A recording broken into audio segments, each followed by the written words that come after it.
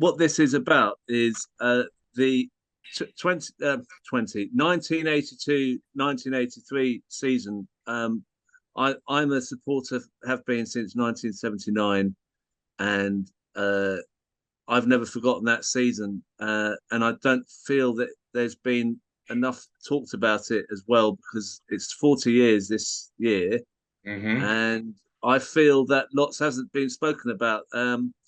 I wanted you to speak about it, Malcolm, because you were in the middle of it, and also we've got players who were there too, who can tell us what their memories were of that time. I've got some footage from the season I'm going to play, um, and also I want to talk about what happened in the seasons before. In fact, I want to cover your whole managerial reign, Malcolm. But I wanted to start off by talking about where the club was, because I've read your autobiography, Malcolm, where the club was at the start of your tenure. This is a bit blurred. It's from an old program. Uh, Fulham is in seventh bottom of the Division Three. Hmm. Um, I had a run of, I think, about four defeats, and I believe Ted Drake was caretaker manager. Uh, That's right. Yeah, he was a director of the club and became the caretaker. Bless him. and Lovely, and you lovely man, Ted. you were working as a commercial director at the time, which was so you were there, but you weren't doing anything on the playing side, and then you decided maybe you could come in and help out. Is that what happened there? Well, I had looked obviously at the state of play as far as the playing squad was concerned, and the way that the first team was playing. Um, and I just thought to myself, the whole thing was so wrong.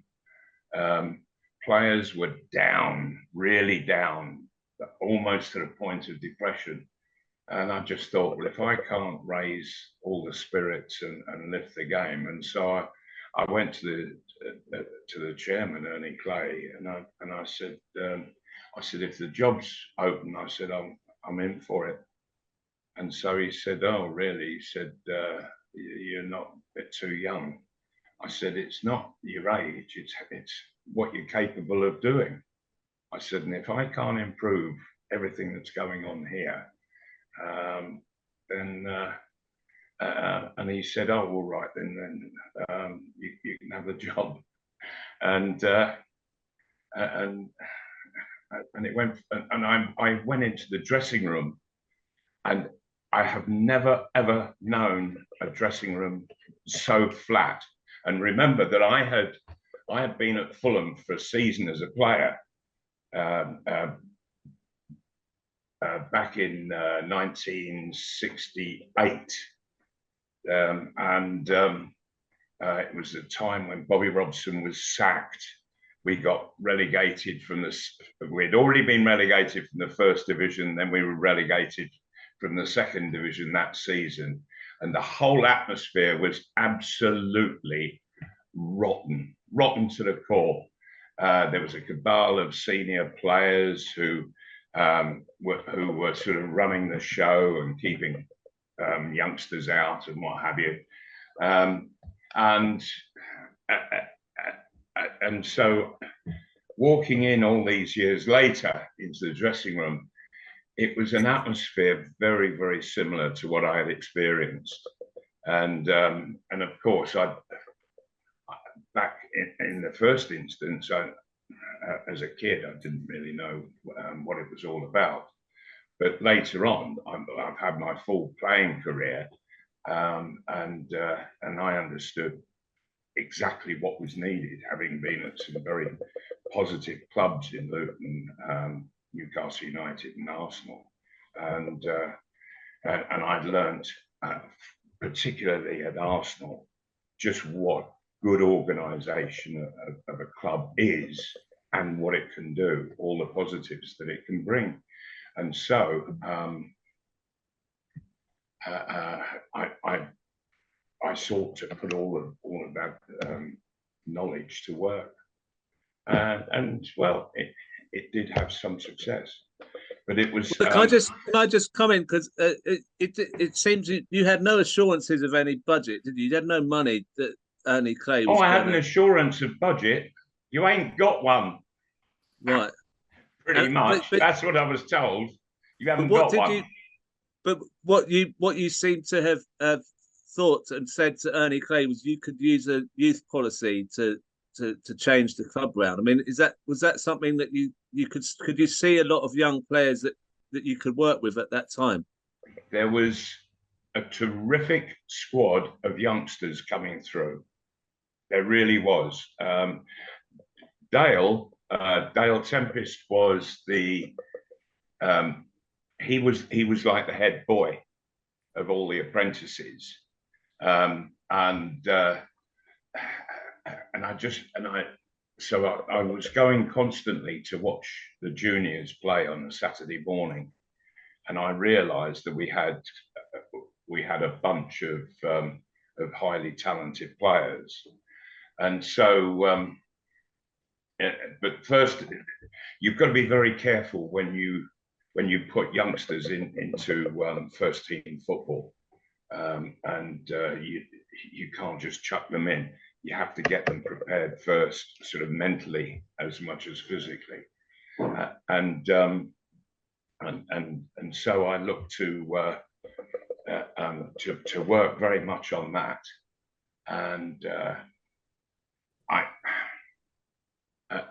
I felt in the very first season that I was there, and I was appointed around the November time.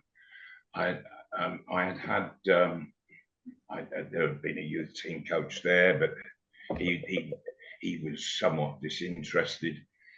So I got somebody else in, and I wasn't satisfied with them.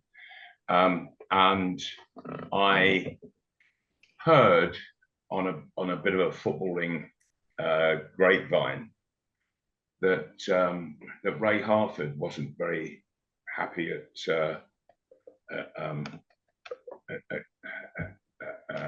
Colchester, and so I approached the Colchester manager and I said I'd be interested in Ray Harford coming to us. And so what I said to Ray when I was granted permission to speak with him, I said to him, look, what I would like, we have got an absolutely terrific bunch of kids. I'd like you to work with them for a year and then elevate from there to working with the first team. And I said, and those kids will start to come through. And so that's what he did. He came for the first year. He was the youth team coach and worked with all these lads. And there was Dale, Dean Coney, Paul Parker, Jeff Hopkins, Cliffy Carr, John Marshall, Peter Scott.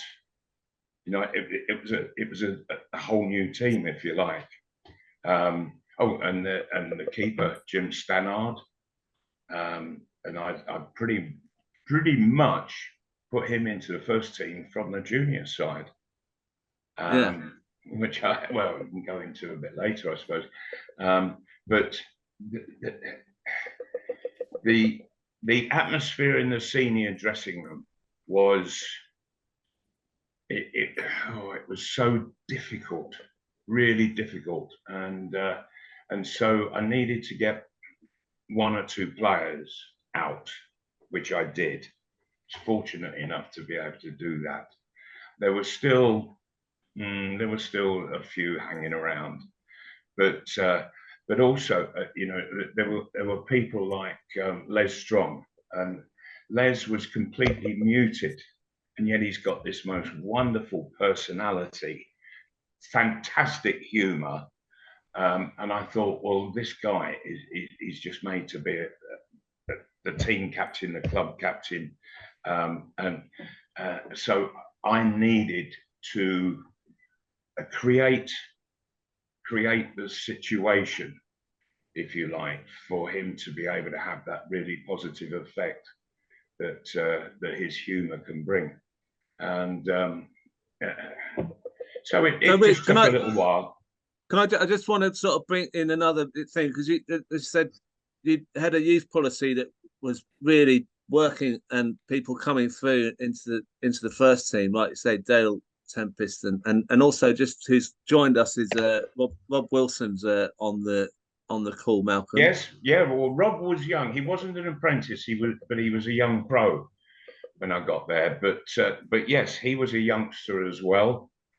Yeah. But what I'm saying is you had all those young players, but then there were some players in the team who were older, who were very you kept on and it's kind of made them in you fine-tuned them in a sense, didn't you? I mean, I've got a picture here of let's put this picture up on this picture of the squad. I think it's the first picture in it of the squad in 1980, 81. Yeah.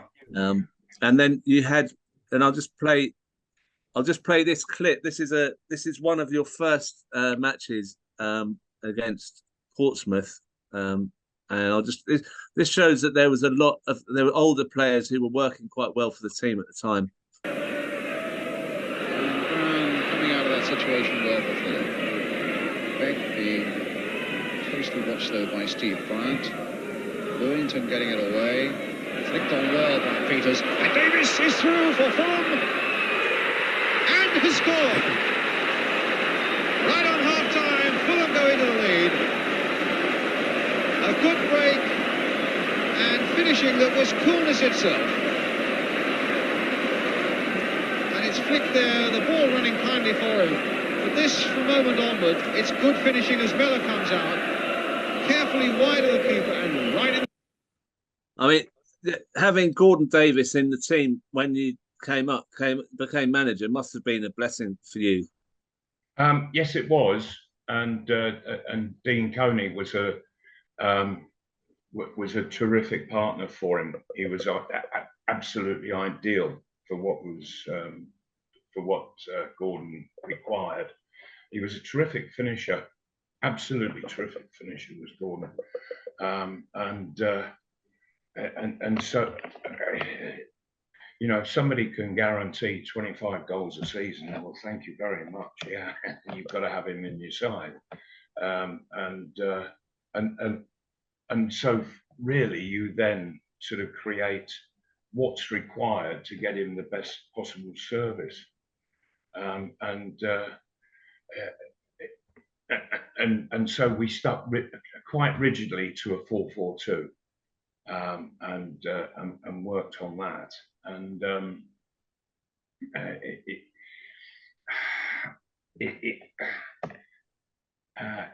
it was a question of we had to really strengthen the back four.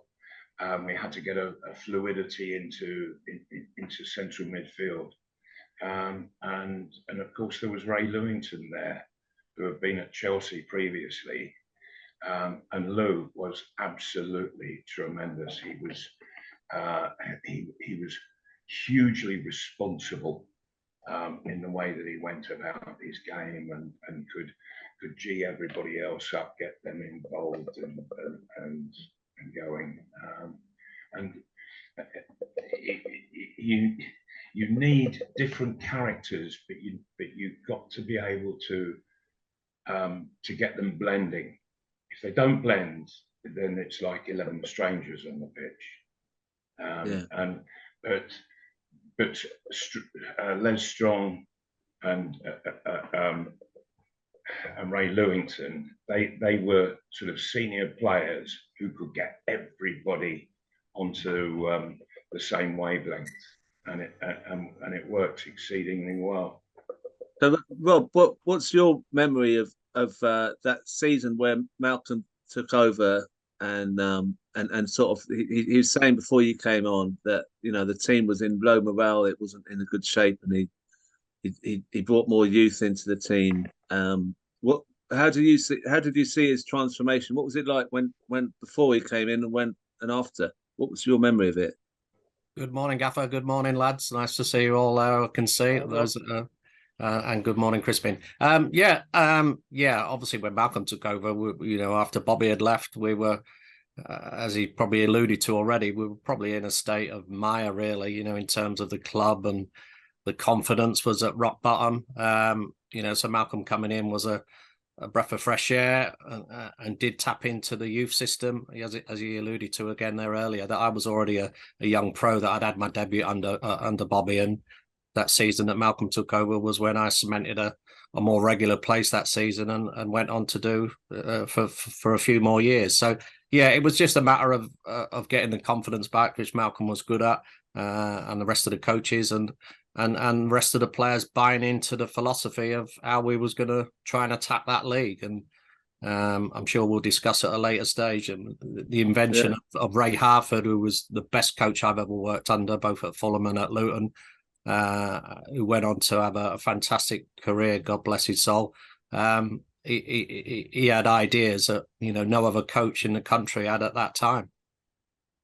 And yes, he did, didn't he? He was very advanced in those terms, and he and we got on really well, from completely opposite ends. Me having been a centre forward and goal scorer, him having been a plodding centre half. That you would never have imagined that a plodder of a centre half like Ray was, playing in the 3rd and 4th divisions, could have such an excellent brain. But that brain was absolutely top class, 1st division, and it was just that his body never sort of matched it ever to allow him to have the playing career that he would have liked, I think. But his footballing brain was absolutely top class, and so we gelled exceedingly well. And I think that was one of the strengths that grew over the years, that everybody sort of gelled into the same situation, and everybody was in it together. If they weren't in it, by heavens, they stood out like sore thumbs. I suppose if I was to throw a name in, that would be John Beck. John, he wanted to do it his way, and it didn't suit most of the players. That there was a way that we had sort of formed of playing that suited everybody, but John Beck wanted to go and do his own thing. And so we finished up sort of clashing, he and I, and I thought best that he moves on, and finds his own way, finds his own path. But what there was, sort of minus John Beck, everybody was not only playing together, but all pulling in the same direction. Can I just bring on Clive? What's your memory of that transformation from the end of the Bobby Campbell era to actually getting the promotion of from the 3rd division? You were in that, obviously played a part of that team. What's your memory of that? Yeah, I mean, I think I had a very small part to play there. Malcolm gave me my debut. Around the club at that time, everybody was smiling. Everything we did was done with a smile. When Bobby was there, it was serious. Not to say he had no interest in the youngsters. They didn't appear to get a look in. Whereas Malcolm embraced them, and virtually gave us all a chance. And I thank him for that. And it was every training session, every game, everybody was smiling. I mean, some of the things that happened were hilarious, but yeah, they were, weren't they? But if anybody were to ask me what that Fulham team was built on, the one answer I usually give is piss take. Yep, absolutely. It was. Yeah. I mean, people say, "What was it like?" And you say you could bore people to death, because there was 1,000,001 stories of the Friday afternoon training or Friday dinner time training sessions, coming back over the bridge, getting thrown out of the minibus and being told to run behind the minibus across Putney Bridge. And you included, Malcolm, you actually took part as well, which was fantastic. You know, bringing Putney Bridge to a standstill at 12 o'clock on a Friday after Friday dinner time was hilarious. You know, and every away trip, Roger Brown up the front doing his interviews and the M1 road show, etc., etc. But it was, everybody was smiling, everybody was laughing, and I think that made a major part in the how we did that season. Yeah, and it really does strengthen the whole cause, doesn't it? Yes, without a doubt, without a doubt. Yeah. Now, I want to, because we're still talking about the season before the 1982-83. But I just wanted to talk about one other part of that before we move on to that. Is what I couldn't get my head around was the Roger Brown, Tony Gale combo, scoring all the time. Roger Brown. I mean, it as a spectator, we'd all be singing Roger Brown, Roger Brown, Roger Brown every corner, every free kick. Why didn't the opposition ever kind of listen to what we were saying? We kind of were telling them, watch out for this guy. He's standing there at the back of the box with the lights on him. You couldn't really miss him. And then Tony Gale just seemed to lob these balls right into him. I'm going to play just a short clip of some of Roger Brown's goals here. It's the only ones I could find. That ball out with Coughlin. Gale with the kick. Brown might come in and get to this one.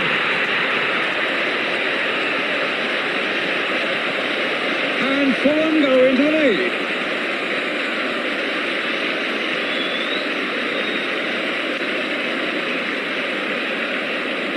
So the free kick is given Fulham's way. Gale lofts it in there, and Brown jumps above them all into the back of the net.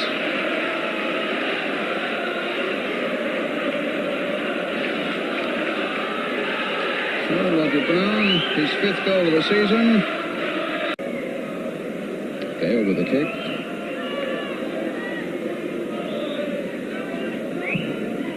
Deep one it is to the far side. Roger Brown is up there again, and he's done it again. The big centre-back, twice in this game, has come up and has got clean headers from set pieces, and twice has made it pay. There's the second occasion, just creeping in there. Swinburne just got his hand to it, but can only push it into the side netting. The free kick which followed, Roger Brown put Fulham ahead.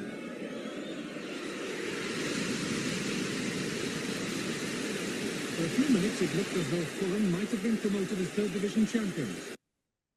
I mean, the footage isn't great there. I mean, but the Lincoln game, obviously, that was the key to that draw. Aerially, he was an absolute flying Goliath.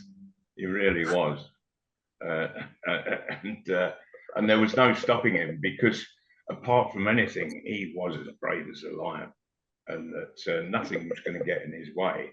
And if he finished up with a broken nose and missing teeth, he didn't give a damn. And was there a lot of training ground stuff to get those set pieces working, or was it just that he could beat anyone in the air and Tony Gale could beat everyone in the air? He and we had a bit of a fallout, because he was absolutely superb in the air, but his strength wasn't on the ground, but it was for Gailey, so that made them a unique partnership. But we drew Liverpool in the League Cup, and so we were away from home, and I said, Roger, I'm sorry about this, but I'm going to leave you out. And his face just absolutely turned to thunder. And I thought, oh, we're going to finish up having a fight by the look on his face. And he said, what do you mean you're leaving me out? I said, I'm having to make a complete and total tactical change for this Liverpool game. I know Liverpool. I know them well. I know what works and what doesn't work against them. I said, and I said, you would be redundant on the day. You really would. You'd be totally redundant. They had Rush and Dalglish up front, and there was nothing going to come in the air at all. Liverpool just didn't play above waist height, and so it needed quick people. And so he said, "Well, who are you going to play?"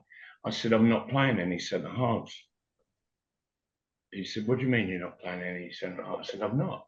I said, "I'm going to put the two fullbacks, Jeff Hopkins on Rush and Paul Parker on Dalglish." And we played them 3 games, and the 2 of them never got a kick. Dalglish and Rush, they really didn't. The 2 young lads were absolutely brilliant. And Gailey, he played as a front sweeper. So we just played 2 at the back, literally. And Gailey would sort of drop back into it at the nearer to our goal that we got. And it worked absolutely brilliantly. But I didn't want to lose Roger Brown. And I said to him, "Look, Roger," I said, "this is just for the Liverpool game," which was midweek. I said, "On the Saturday, we're playing Preston. And so you're back in the team for Preston. You're back in the team." And anyway, so we got a draw 0-0 at Anfield. And Gordon Davis, brilliant goal scorer, but he would have his off days, and that was one of them. And he had 4 one-on-one chances with a goalkeeper, and he fluffed every one of them. I'm gonna talk about that game a bit later, but Roger Brown, that was sort of the end of his spell after that Liverpool Cup game. Then was it? He sort of like fell out of him. Then was it? Well, we sort of had that falling out, but the following Saturday he was back in against Preston, and he was absolutely brilliant. He was outstanding. But we had drawn against Liverpool, and he's come off the pitch at Preston and come over to me and says, "I suppose you're dropping me for Wednesday." I said, "Yeah, I am, right. Sorry about that, but you've been brilliant today." And anyway, in the end, he started to see the reason of it. But I don't think he ever quite forgave me. But he understood. I think he learned to understand why it was being done. And of course, we took Liverpool, who were one of the best sides, not just in this country, but in Europe. We took them to 3 games. Yeah. You know, which I'm going to talk about that. I'd like to talk about that a bit later, but Ray Houghton's just arrived. I think he's at an airport, which is incredible. How are you doing, Ray? I'm very well, thank you. Hello, Ray. We've just been How talking you doing, Malcolm? about. All right, cool. No, we've just been talking about the season before you joined, Ray, and how Malcolm established a youth policy and changed the atmosphere in the club. And we just talked about Roger Brown and Tony Gale's combinations. I'm gonna play now some clips of how good it was, especially at the beginning of that promotion chasing season in 20. If I say 20 again, 1982 to 1983. I'm just going to play some of these calls here. Brown being challenged by Butterworth. Play there by Coney. Finding Wilson. Inside for Lewington, who seems to get a lot of space in that midfield for Fulham. Davis. Lewington again, and he used it well. There's Locke right in there. And Coney! What a brilliant goal for Fulham!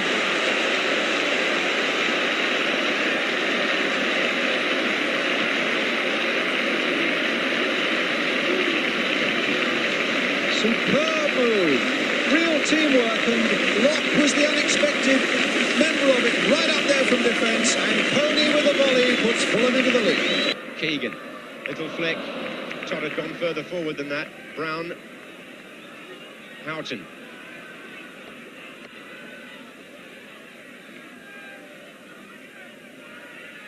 Davis.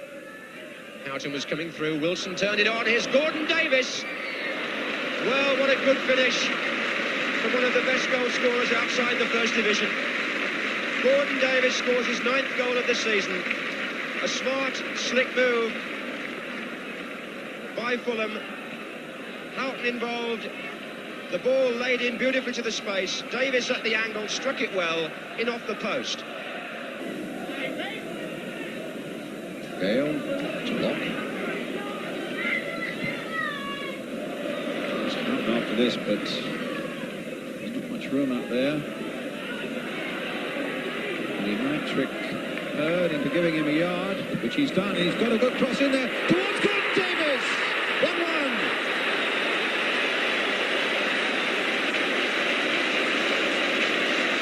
Well, there's applause for Gordon Davis, but the Fulham players went almost as one man to Ray Houghton. Well, he played an enormous part in that. And Gordon Davis finished it off superbly. Davis to his left. And Coney! What a good goal by Fulham, who go 2 up within seconds of being forced to make a substitution. And in the build-up, Coney the scorer, in the build-up, this lad Ray Houghton, signed on a free transfer from West Ham, is producing some tremendous stuff from midfield. Davis went on a little run to the left, but Houghton played the ball through, and Coney finished well via the goalkeeper to make it 2-0 to Fulham. Jeff Hopkins has now gone down for Fulham. They've got a couple of problems because it's Houghton on the ball. Good effort. What a brilliant goal from a man who's dominated the first half, Ray Houghton. A free transfer from West Ham. He's made the first 2 goals and he scored the 3rd. Picking it up in midfield, aware that the goalkeeper was off his line and lofting a shot perfectly placed into the Newcastle net for number 3. That Ray Houghton, I could lip read that one. I saw you said something there. I mean, that game in itself, that could be an hour talking about that game. I mean, oh, absolutely, yes. It was up at St James Park in the northeast, and that Gordon Davis goal, the first one, that finished up on the BBC Match of the Day goal of the season, and well deserved, I think. But the teamwork was incredible. I mean, the passing around the midfield and up to Coney and Davis and the whole thing. I mean, Kevin Locke being there to head the ball back to Coney for that goal against Leeds. I mean, that's like something like the Dutch in the 70s or something. I mean, what was this? It wasn't. It was so many quick passing. I mean, passes were going to and from. I mean, what was it like playing in that team? I mean, it must have been incredible. I mean, Dale, I haven't spoken to you yet. You were the substitute on that. Absolutely. Look, listen, playing for Fulham at that time was absolutely amazing. You know, Malcolm is the manager, Ray Houghton is the coach. They had great ideas on how the game should be played, what they wanted to change. They give you a license and the freedom to go and express yourself. As you just saying one of the goals that we had there, it wasn't just about individuals, it was about teamwork. You've seen Sean O'Driscoll, Ray Lewington, Robert Wilson, myself, all in the picture. That was the midfield, and our job was to win the ball back as quick as we could and then get forwards in numbers to supplement the 2 strikers. Now, we worked at that in training, but it was down to the management that gave us that freedom to go and express ourselves. And that season was exceptional. You know, the game against Leeds were one of the favourites to get promotion, but we completely played them off the park, I thought, that day. And going up to Newcastle, I think it was the first time Malcolm had gone back as manager. The reception he got was absolutely incredible, and deservedly so for the legend that he was there. But I think he was more proud of the way we played that day. The football that we played is a reflection of the manager, because it's him that gives you the license to go out and express yourself. Yeah, because scoring 4 that day, we scored quite a number of 4s away from home. through that season. There was Newcastle, Grimsby, Wolverhampton Wanderers, and Middlesbrough as well. You know, and it's no mean feat to score 4 goals away from home in any game, but we were doing it quite regularly. And it was, and it was such an enjoyable way to play, I think, wasn't it, for all you guys? Oh, we Dale, loved it. do you want to Dale, do you want to come in? You haven't said anything yet. I mean, I know you were the substitute there. I'm enjoying listening. It's fine. You're right. Well, what's your memory of that Newcastle? As we've just been saying earlier, the thing from the youth team, we were going nowhere. All of us. Paul, Dean Coney, it's Dixie's 60th. I think it's today, or was it yesterday? By the way, yesterday. Yeah, he's been out with the family, enjoying himself as he usually is. Dixie, all those youth team players, we were going nowhere, absolutely nowhere under Bobby Campbell. We weren't even getting a sniff, even in the reserves. And then suddenly, massive changes happened. Malcolm started using the youth team.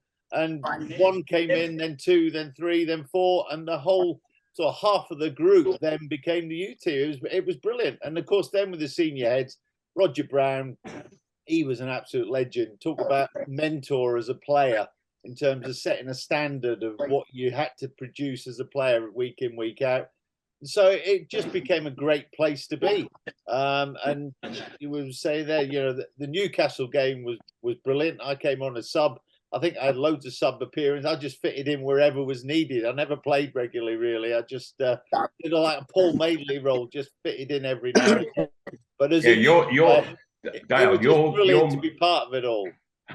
Your game of your Fulham career was against Man City at home. Ooh, yeah, I think everybody remembers me for you the scored Lincoln a hat trick. The Lincoln game's the one because I played left. Remember, Strongy had 10 minutes and then decided he'd had enough in the Lincoln game. Yes. Everybody just remembers me for that 80 minutes at left back. No. You scored a hat trick against Man City. We beat them 5-1. I think that was Swansea, wasn't it? I think we beat Swansea, or I think it might have been Swansea. I remember that Swansea game, 5-0. Yeah, it was raining that day. That's right, yeah. I remember I scored in that one. Rob, what do you want to say about that? Because the Newcastle game, the thing that I have to remind myself about is that if you were on the box, do you remember everyone was saying you're on the box? You know, if you were on the box, it was a big thing. I mean, now every team's on the box, but that game must have been watched by loads more people than would watch any other game. Yeah, so few games were televised over a weekend. It was incredible then. And the fact that Fulham got that many goals at Newcastle with Keegan playing and McDermott and, you know, a big team. That was, I mean, my VHS is just gone on that. We're watching it over and over again. You know, I mean, there was nothing like that in my life. What do you remember about it, Rob? Yeah, as Ray harped on there. I mean, it was enjoyable to play. We were going to Newcastle, which was a big, lots of 25, 30,000 might have been in there. Malcolm going back as an ex-legend as he was when he played for him. And we absolutely played him off the park. And the footage you've seen there of Ray's goal and Gordon's goal, I think they both got into the top 5 within that goal of the season or goal of the month, I think it may have been, and Gordon's winning it. But yeah, the passing and the one-touch movement, which you've seen on Leeds game, on Dean's goal, you know, the Ivor's first goal at Newcastle, we were doing that regular every week, you know, them sort of one touch, one pass movement. As I said earlier, Ray was the instigator in really forming the diamond situations, which gave me a license to sort of play as it is nowadays, the number 10 role, because I was forever breaking forward to team up with Gordon and Dixie, leaving Ray as a holding midfield player, and we had Noisy and Ray on the. You know, that was our front 6, which, you know, would have graced any first or Premiership division at the time if we'd have had the opportunity. But we were doing that so regularly, and it was so enjoyable, and goals were flowing. You know, I scored regular from midfield, and Ray and everyone chipped in. So it was such an enjoyable time to play at that time in them 2 years. And I'm just looking at the fixtures of that season, And the first game that we played away from home was at Shrewsbury Town. And if memory serves me right, you scored one of the best goals I've ever seen in my life. Correct, Malcolm. I've been trying to get footage of that for about the last 40 years, and I've gone down every angle, YouTube, Shrewsbury, and I increased the amount of people I beat. I definitely beat 5 or 6 on the halfway line with my pace. Went round the keeper and just rolled it in. I've got a lovely photo. I think it's on my wall in my office here of me just rolling it into the net. But nothing. I can't get footage of the 4 or 5 that I left for pace. Laughing. But yeah, 1-0 away, and you just showed incredible tight skill, because it wasn't as if it was stretched out. They were all sort of in a bunch, weren't they? Yeah, it was similar to the Ricky Villa goal at Wembley against Coventry in the cup final. Very much. But come on, Rob, it was better than that. Oh, it was better than that, but I'm not going to shout about it. But that Ray Houghton, the goal you scored at Newcastle where you chipped the goalie, I couldn't help thinking of that when you did the same for Ireland. Were you always looking to chip the goalie from a young age? You couldn't do that in training because Jerry Payton would chase you around the training ground till he got you and then come and beat you up. He tried that a few times. Lucky he wasn't quick enough to catch me, but yeah, look, listen. You assess the situation when you're on the pitch. You don't always try to chip the keeper, but if he's well off his line, you try to do that. If I just can go back to quickly with Rob's goal at Shrewsbury. Do you know what I remember about Shrewsbury? Is Brownie clearing the stand, and they used to have a fella on the river in a boat, and he used to wait to collect the balls. That's what I remember of Shrewsbury when we played there. I don't remember Rob's goal, but honestly, all we've got when we finish playing, and I'm sure all the lads will tell you, is memories. And what you want is good memories you've got. And playing for Fulham in that season, I've got nothing but great memories. From the minute I came to the club, the way that the lads, invited me in to be part of after their great season, the season before getting promotion, and be part of that way of playing football. Malcolm is our leader, Ray Harford, who invented, and he told me this, he invented the diamond formation. Rob just alluded to it a few moments ago. But he actually said he invented it. And you know what? I believe him. I think he had a plan in place in what he wanted from his players. And he was well ahead of his time as a coach. Yes, he was. Yeah, very much so. Now, I want to, because we talked about the highs of the team in that season. I need to talk about the lows, because what happened towards the end was just catastrophic. For watching it, having seen those, what I want to ask firstly, Malcolm, do you think those results, like the one at Newcastle and others, kind of made people play a different type of game against Fulham? Do you think Fulham were being picked in a more cynical way that other teams approach Fulham? Yes, I think so. They had to take a heavier approach to us. Because of the kind of football that we were playing, if you didn't get tight on us, then you'd always be in trouble.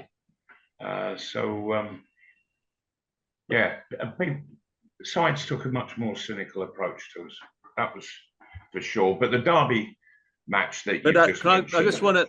I'm going to go on to that, but I just want to, just before we go on to the very end of the season, I'm just wondering. There's a story goes around a lot among fans, is that Andy Thomas would have been the answer. If we got Andy Thomas, we would have got promoted. How do you see that? I mean, I read in your biography about Tony Seeley as an alternative as well. Do you think we were missing a striker at the end? Yes, I just felt that we needed a boost of some kind just before the transfer window closed, and I personally I just have one or two doubts about Andy Thomas. And I couldn't get past them. Often you can get past the doubts, but they kept lingering with me, and And in the end, I decided that it wasn't, by signing him, it wasn't going to take the club forward. And I was always looking for what the next step could be to take it forward yet further. And Tony Seeley was an exceptional goal scorer. And I just felt that that towards the end of that season, Gordon Davis was he was just getting somewhat tired. Watching him play, it was as if he was a tired guy, and I just felt that we needed something fresh to really liven the whole situation up. And Tony Seeley was an excellent goal scorer.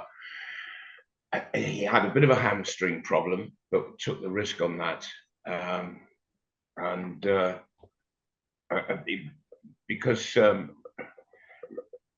Dean Coney and Gordon Davis, they have been sort of a permanent fixture in the side, and I just felt that needed livening up, and so got Tony Seeley in, but and then it wasn't so long after that I left. Right. I mean, that's just one thing, but I'm just going to go back on the games that I don't really want to watch, but I think I'd be interested to hear what you all think about this, and Malcolm, what you think about this. This is the Leicester game. It hinged on a couple of minutes on the highlights. Look at this. From Malcolm MacDonald. You probably recognise Terry Mancini alongside him, who's looking after the youth team here. Cody, paid on for Davis. The flag is up for offside. Well, the jubilation, as they say, will be short-lived. And I think the flag was up the moment he got possession there. Mind you, it was a marvellous piece of finishing, but it's the sight Fulham fans wanted to see. Oh, good dominance. Header of the ball.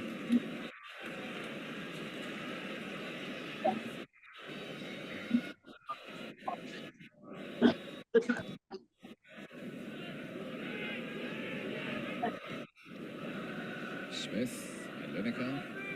And now Wilson. And he scored for Leicester.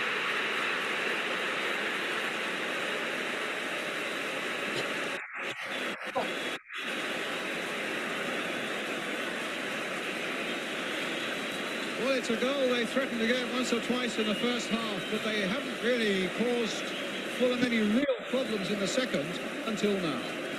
Lineker playing it there into the path of Ian Wilson. And away past the diving body of Payton into the corner of the net. Now, the bits I'm interested on that is that Gordon Davis goal. A lot of fans think that was not offside, and that we were robbed on that. That's gone quite. There's a lot of people think that. What do you think on that, Malcolm? I was convinced that he was onside, and if you see that he actually goes past one of the players, but he's in possession of the ball. I thought it was a shocking decision.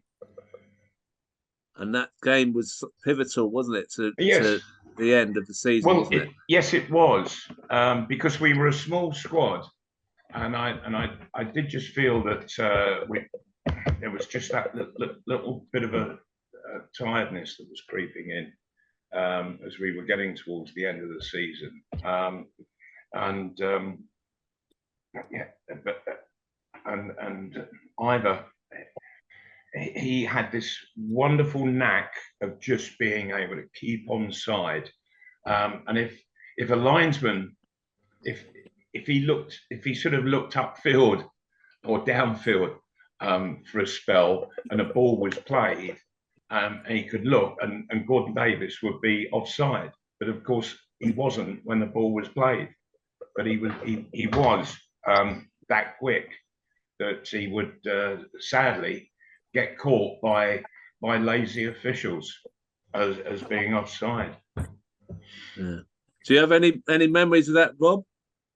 Yeah, but obviously it was a pivotal in sort of that season, really, because I think from then onwards, the last 4 or 5 games at the Grimsby, Sheffield Wednesday, QPR, and then ending up in the Derby game, everyone goes back to that Leicester game. But yeah, as Malcolm said, we were a sort of tight squad, and whether it's a mixture of youngsters and inexperience or tiredness and fatigue that had crept up on us playing out that season. But yeah, when you look back, if we'd have got a draw that day, that would have dented their sort of, because they went on to finish the season really strong, Leicester, and had been strong coming into our game. Yeah.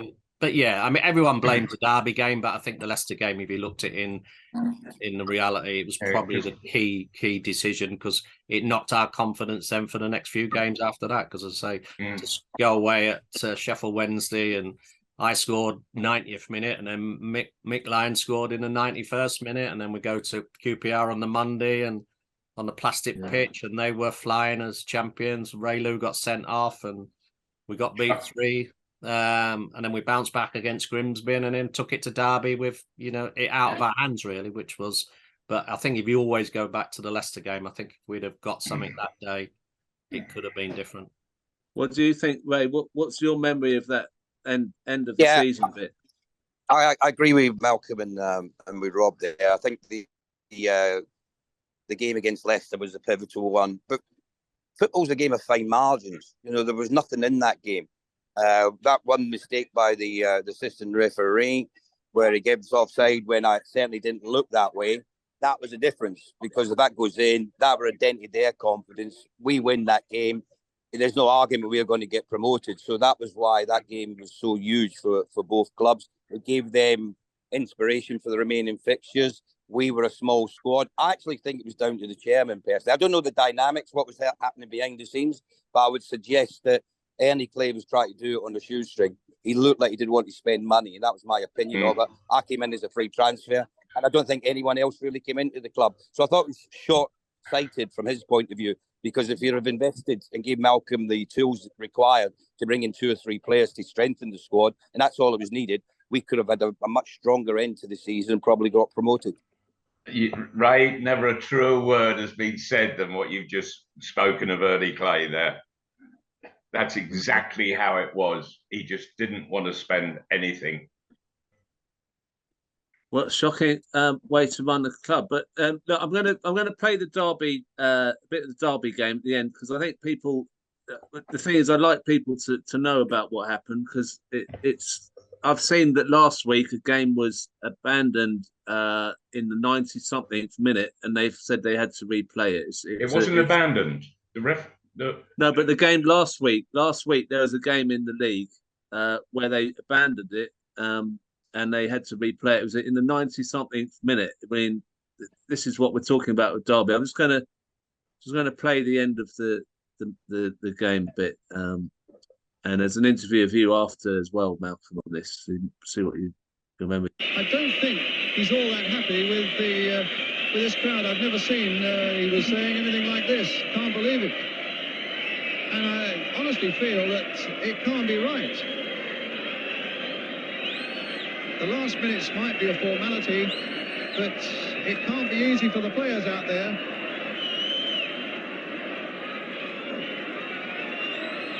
Locke. Newington. Played on again towards Wilson. The crowd gets back, or at least tries to get back partially behind the lines. Wilson once again, and it was actually tackled by somebody in the crowd. The linesman's flagging. Well, that was always likely to happen, and I mean, it's a crazy situation now. I'm not at all sure that effort shouldn't have been made to get the crowd behind those barriers the moment they started to appear. Once they were allowed to come through, they were followed by others, and now, of course, it's a situation that's totally out of hand. There's no way you're going to get them back behind the barriers. And they're right around the goal, for example. It's all very well for the policeman to start waving them back. I don't think he's got a chance. And he's back in the crowd again. And they're all round the goal where Steve Cherry is in that Derby goal. it's a crazy situation. Lewington now with the throw. Now Dale. Crossed in once more. Brown heading it on. Wilson's there too, looking to get a volley in, but couldn't manage it. They still can't get it away. Now they can.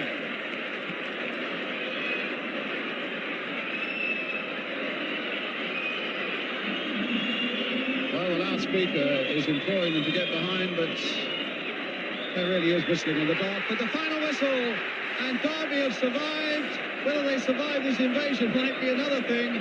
Fulham know that they have to play in the second division again next season. Well, we saw earlier the quite incredible scenes as the crowd encroached onto the baseball ground pitch. Let's now look again at the end of the match.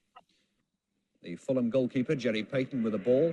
And as he kicks it downfield, the referee blows his whistle. Everyone thought it was full time, but apparently it was for offside. There was still 1 minute and 18 seconds on the clock. But clearly, the referee had no chance at all of restarting. Fulham, remember, had needed a victory to give them promotion.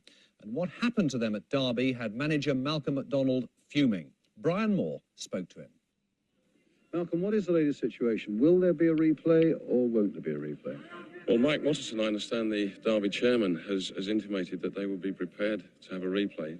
The game hasn't gone the full 90 minutes, and also there was 7 minutes of intimidation by the crowd were actually on the pitch in a number of areas, and so now really it is a question of what the Football League decide on when they see the referee's report.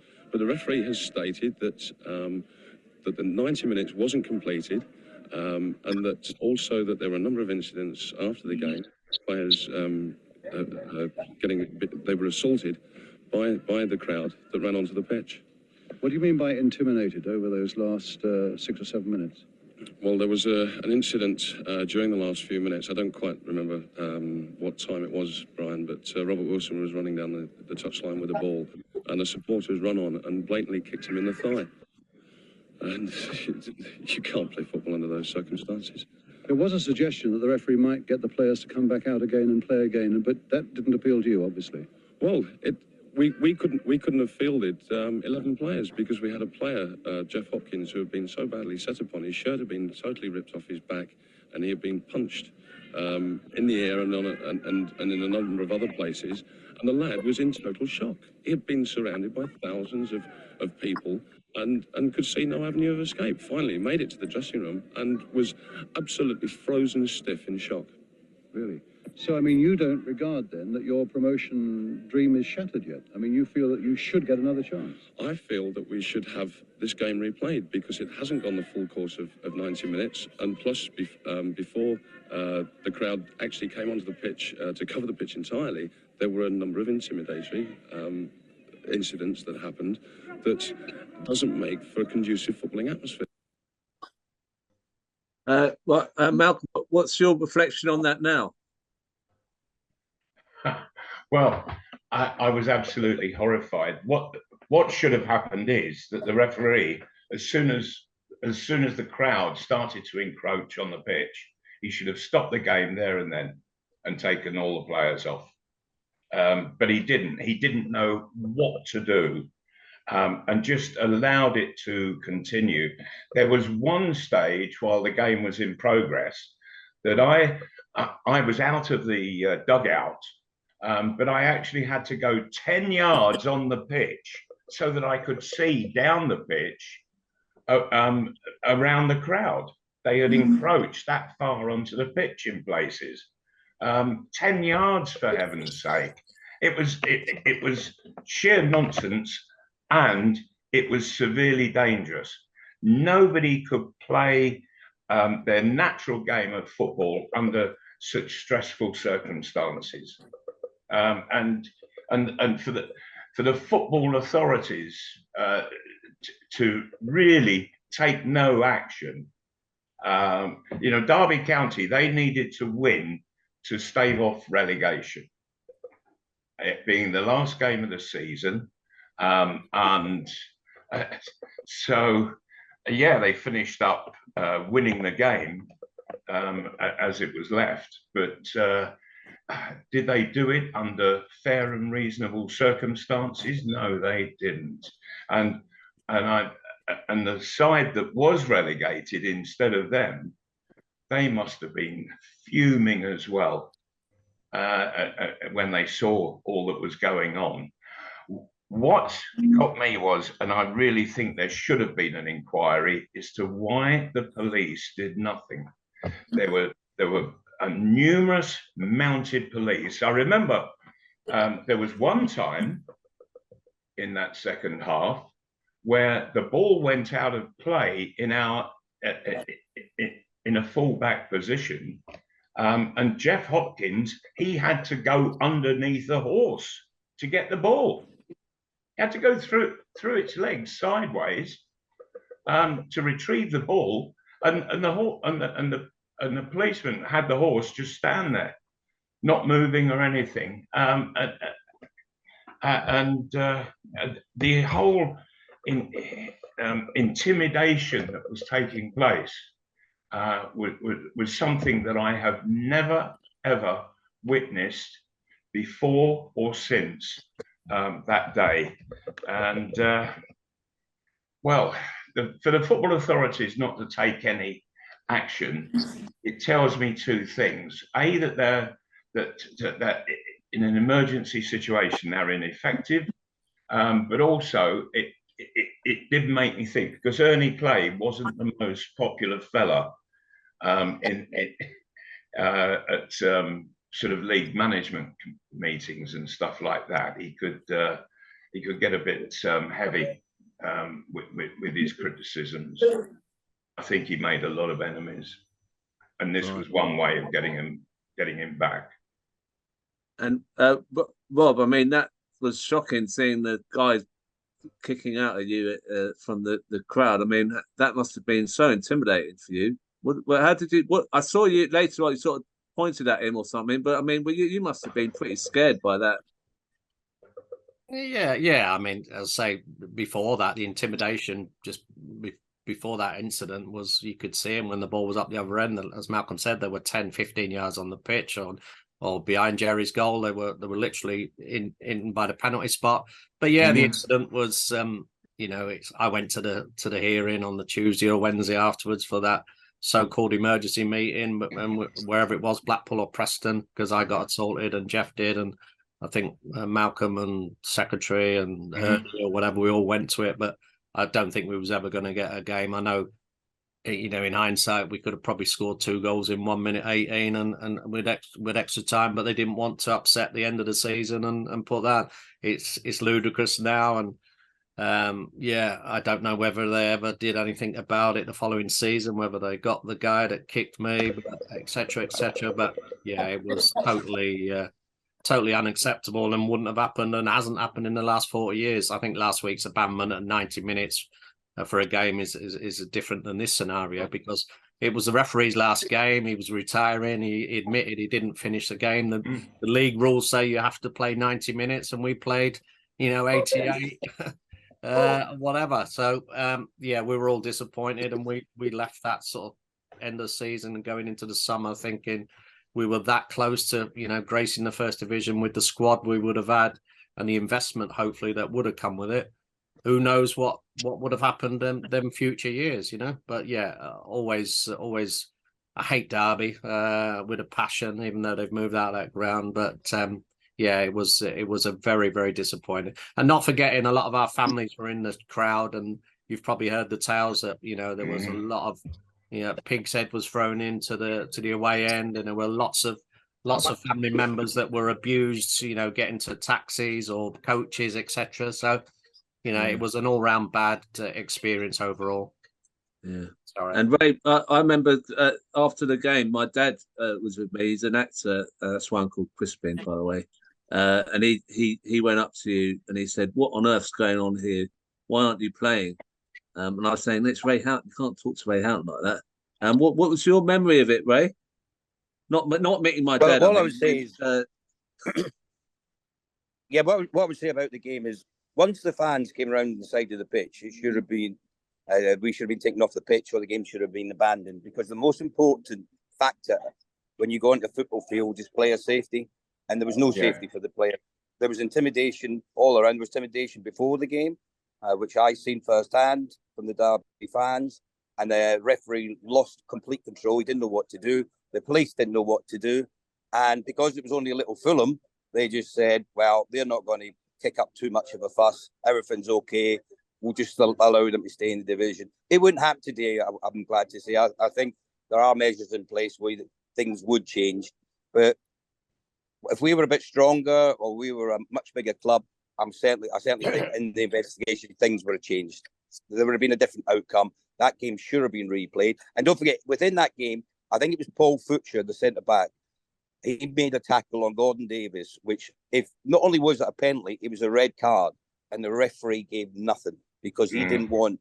I think he was intimidated by it as well, if I'm being perfectly honest. He was intimidated by being in that stadium today, and he didn't want to upset the home supporters. So he wasn't going to give anything as far as Fulham was concerned. Yeah, I'd forgotten about that. Yeah. Yeah, and there was a few. If you look at the footage, there's a really that Jeff Hopkins had a terrible tackle on him as well.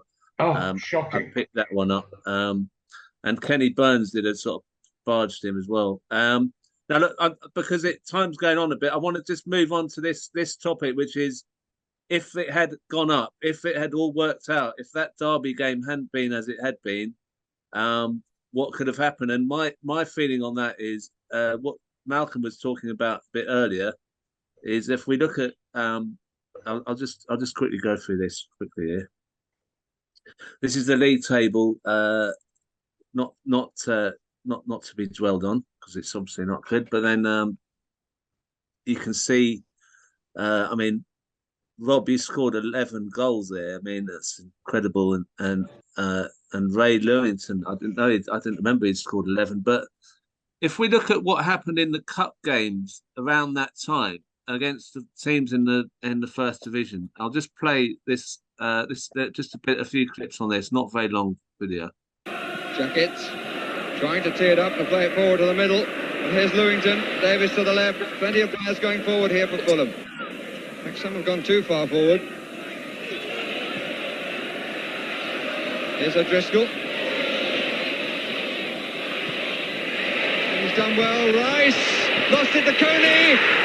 And Coney scores to put Fulham ahead. O'Driscoll who made it. Fascinating move from Fulham because initially when they won the ball, Jacket was trying to tee it up to knock the ball long into the opposite area. Fulham went forward in so many numbers that suddenly there was no one to play the ball square to. O'Driscoll found some space on the right and Rice lost it and Coney took full advantage.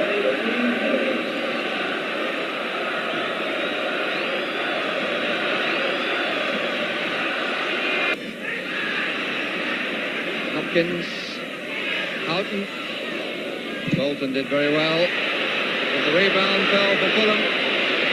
Rice putting his man under pressure, Houghton, Coney! And he just in the end didn't hit it hard enough, and Watford stay in the tournament. Kevin Mark scoring from the spot. Every team it's claimed is at its most vulnerable immediately after they've scored, and that's how it proved. Almost from the kick-off, Liverpool raced upfield and punished Fulham for a momentary lapse of concentration. A second's uncertainty in defence and the long leg of Ian Rush made it 1-1 and booked Fulham an awkward replay. In 2 weeks, Fulham had almost pulled off the improbable, but Liverpool seemed determined to make sure this time wouldn't be third time lucky as they peppered Payton in the Fulham goal. But the London side then showed some of the style that had matched Liverpool through over 4 hours of play. Davis's diving header just foiled by Grobbelaar. However, it was even closer at the other end as Wilson scrambled Fulham to safety. Then moments later, Carr followed with another rescue act to leave the match still all square at half-time.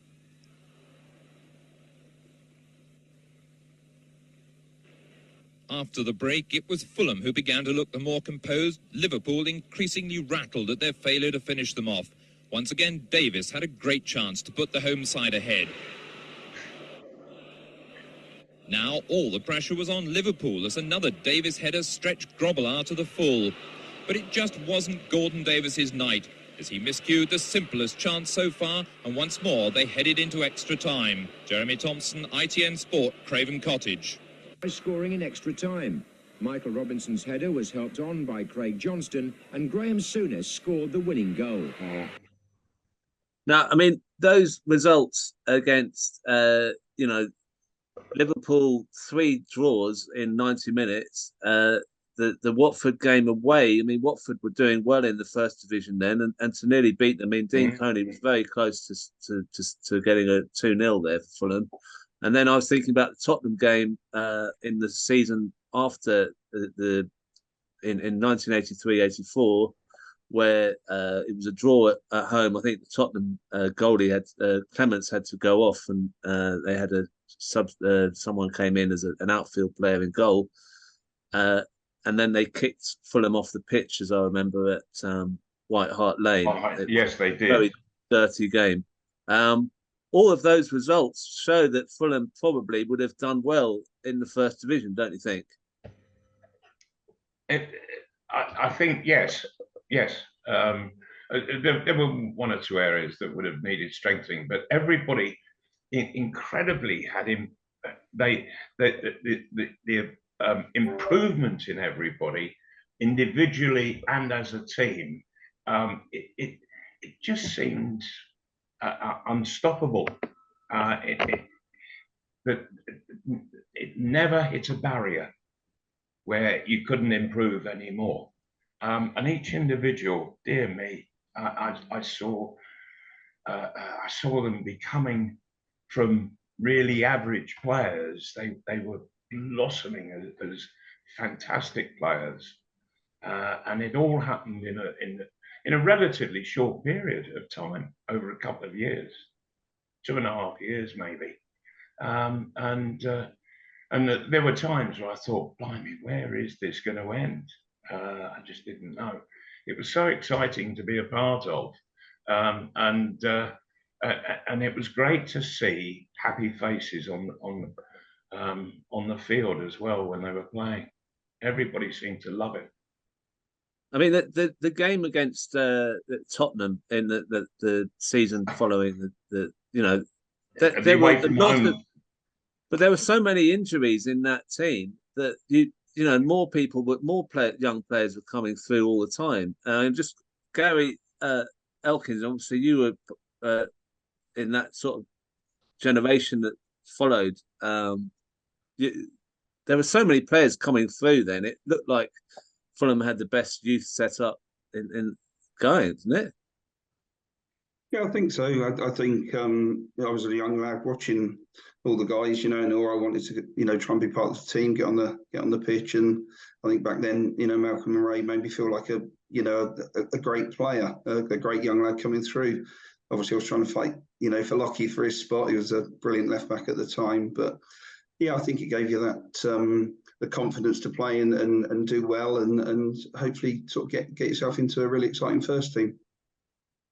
And the number of young players coming through, Malcolm, I mean, that was that because some had come through and then more. I mean, it's just they kept going. I mean, it was like you'd get loads of injuries and then there'd be more players coming. You think, how are you going to be able to play Tottenham with half a team injured? Yet they couldn't even cope with that. I mean, it's incredible. Yeah, that was a really difficult game. But what I think was that we had a very inclusive way of working, that through the week that everybody would get together and work together, so that reserve players understood the first teamers, because sooner or later they were going to have to take part in that, and they needed to know and to understand, not go out in a team of strangers to them, that they had to get in, they had to understand how the flow worked. I'm good heavens above, when I was playing at Newcastle, the first team would train in one training ground, and the reserves would be in another training ground, and so ne'er the twain ever mixed. And and it was very difficult for youngsters if they were called into the first team, because they didn't know they knew the names of people, but they didn't know them really well. And you have to get to know players exceptionally well to be able to play with them. You have to know what their character's like, and so we had this policy of making sure that everybody was sort of well in touch with everybody else in the club.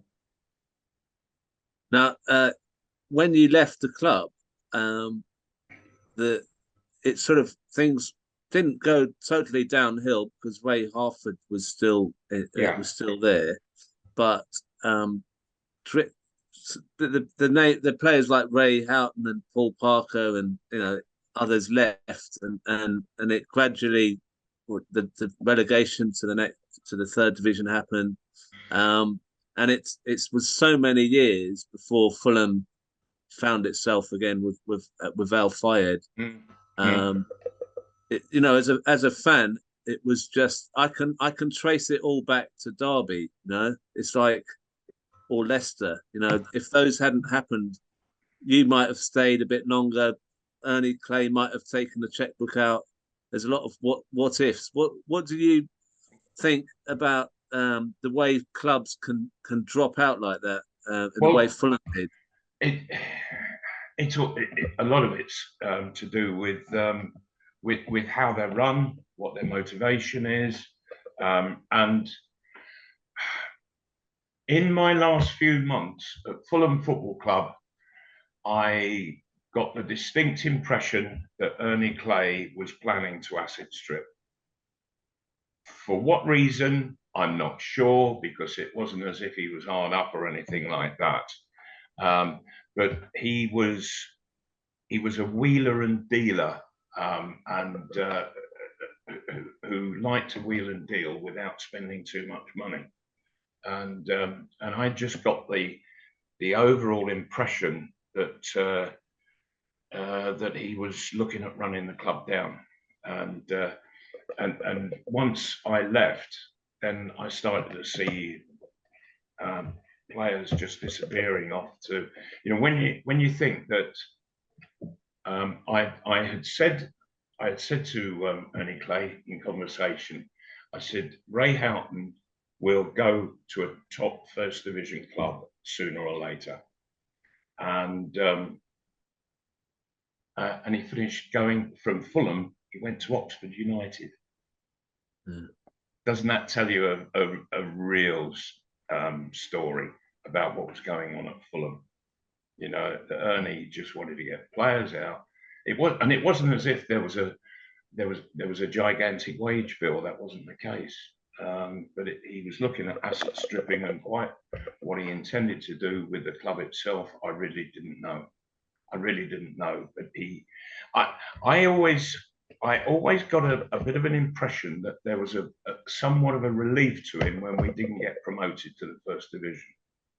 And I think that maybe he felt that he was going out of the league that he was comfortable in. Wow. And I have to say this, your career as a manager didn't take off after that. And considering what you did to transform Fulham, that's quite a surprise to me. Why did it put you off management? Ernie Clay had no, it didn't put me off management at all. But Ernie Clay,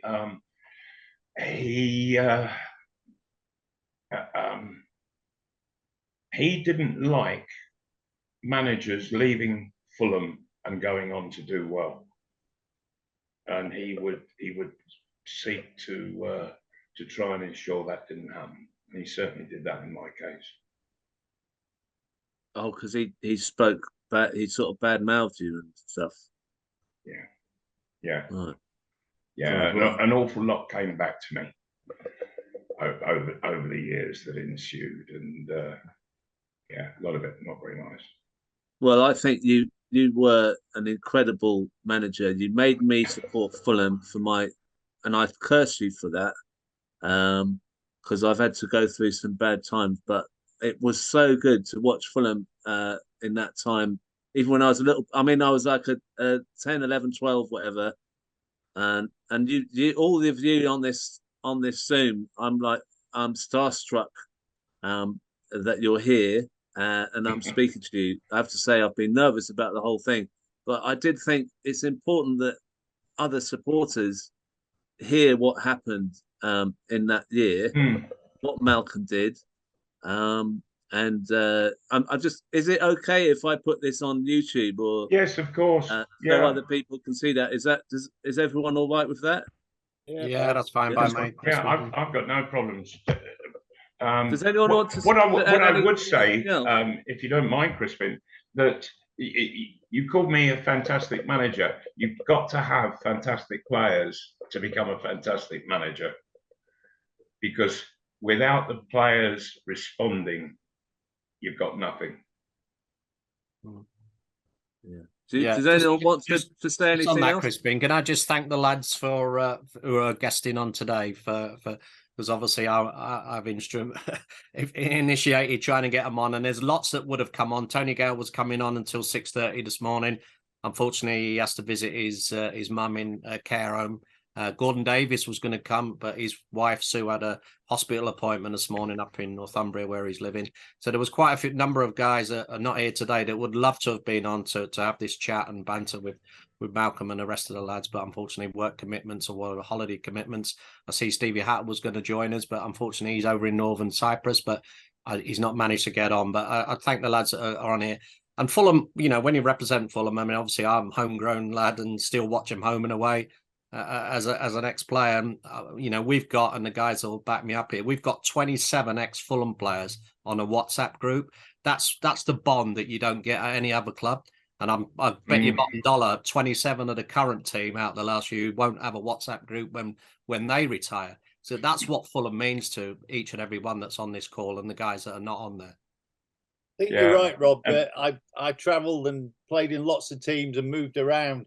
There was a magic in that dressing room. I don't know why. We were young kids, all fresh and keen and eager. And sometimes you walk into a dressing room and it just doesn't work. Doesn't matter what the dynamics, it just doesn't work with players or the environment of the club. That, in my whole career, was the one place where it was just magical to be there for a couple of years growing up. I never really experienced that anywhere else through my career. So, I think, it's a bit of a sliding doors thing, isn't it? Great things happen just by accident sometimes, right place, right time, bad things happen. You're not in control of them, but those few years at Fulham were just brilliant. And so always be probably the highlight of my career and the memories I have from that time. Wonderful. Clive, do you want to say anything? No, just thoroughly enjoyed being part of this morning. It's been fantastic. As I said, I wasn't involved mainly in the lack of promotion, shall we say, in the 82-83. My only thought would have been, had we got promoted, Malcolm, you may have kept the squad a little bit bigger and kept me on for another year or so.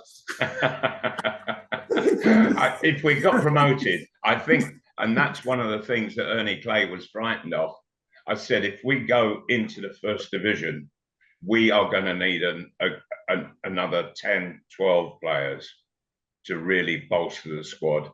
And I think he just thought, oh, dear me, I'm not going to cope with that wage bill. We weren't talking about my wages, surely. Well, nobody was being paid a fortune, were they? No, but from a personal point of view, it was fantastic times, thoroughly enjoyable, and it was a pleasure, an absolute pleasure with all the lads that we played with. And it may be because we was all around the same age, but everybody lived it together. Sure. Really and I've enjoyed some of the clips that you've put together, Crispin, just to remind myself of the fantastic football that these guys put together. And it really was super. The movement is phenomenal. Yeah. Do you want to say anything, Gary? I mean, the other thing I was just thinking is that spirit of a club. I mean, you went on to Wimbledon. I mean, Wimbledon lived off a kind of spirit of not having stars and stuff, and they did very well on that. Do you think that, in a way, Fulham was like an earlier incarnation of what happened at Wimbledon? I think although the football was a bit better, Malcolm. Just obviously, I just wanted. I mean, I've sort of joined the group. I was, like I say, younger, coming through, and Malcolm gave me the opportunity to sign me as a pro when I was 17 in '83. So I'd like to thank him for that. And with regards, like Rob said earlier about Ray being the best coach he's ever played for, that's likewise for me. And I was fortunate enough for Ray to take me on to Wimbledon and play in the Premier League. But certainly the atmosphere, I think, as a young lad coming through, we all met for dinner last year, and we all had a little 5-minute talk about things. And I think for me, it was really done in the right way. There was good leadership there.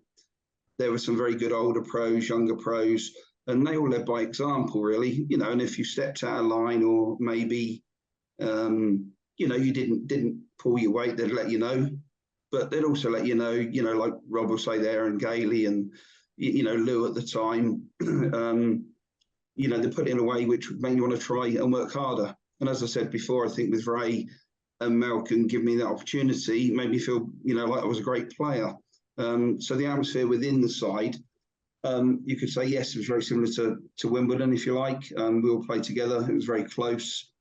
And we're rekindling a bit of that now in terms, like Rob said, on the WhatsApp group, and hopefully he's put a date out to get together very soon, and looking forward to doing that again.